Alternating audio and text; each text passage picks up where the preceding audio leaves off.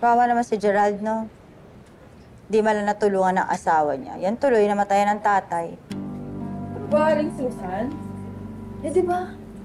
Mayaman sila. Correct. Barya lang naman sa kanila yung 5 milyon. Oo.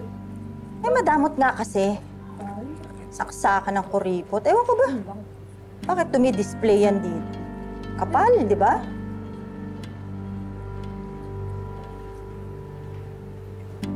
Ako na.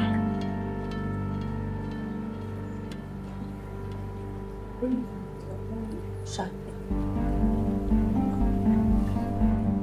Susan, tigilan mo ng paninira sa manugang ko. Sa harap pa kayo ng patay nagchismisan, hindi na kayo nahiya.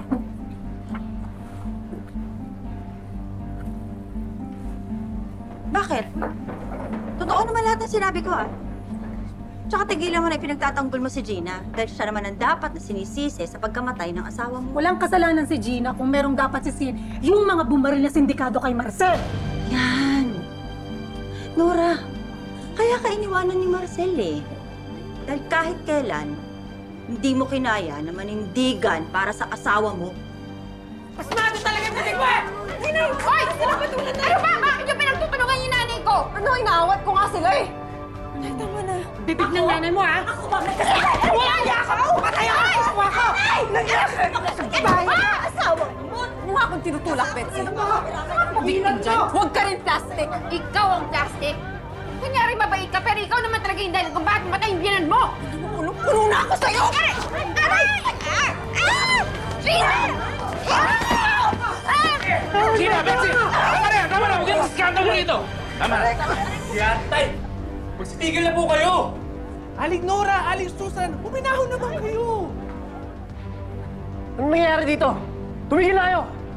Alam mo, dapat di talaga kita pinatawad eh. Kasi ngayon alam ko lang, di na talaga magbabago yung ugali mo. Eh di ikaw na mabait! Ikaw na perfect! Bagay kasalanan kaya dapat kunin ka na ni Lord! Tama na!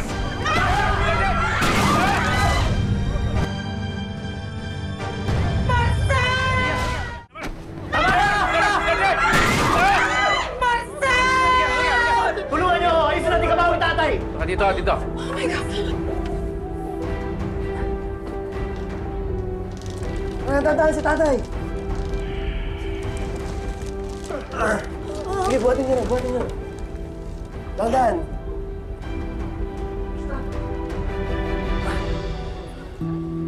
Stand!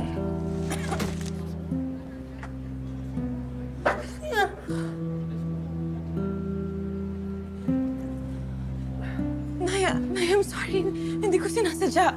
Hindi wala kang kasalanan. Yan si Susan! Kung hindi lang umpisahan, hindi mangyayari to! Nay, kaya nang sumagot, pakalalo lang tayo mapasama. Inawat ko lang naman kayo ni nanay, pero bigla akong tinulak ni Gina! Tama na! Wala nang sisihan! Ha? Wala nang sisihan! Tara, umalis na tayo rito. Pasensya na ho kayo kung may sinira dito si Betsy at ang anak ko. Handa ho akong bayaran lahat ng mga nasira. Talaga ho ba?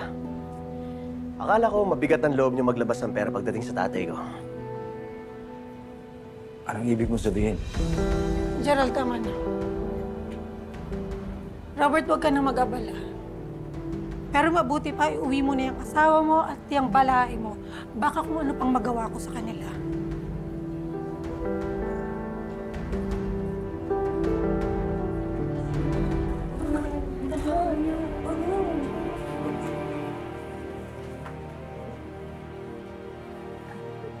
I'm sorry ulit.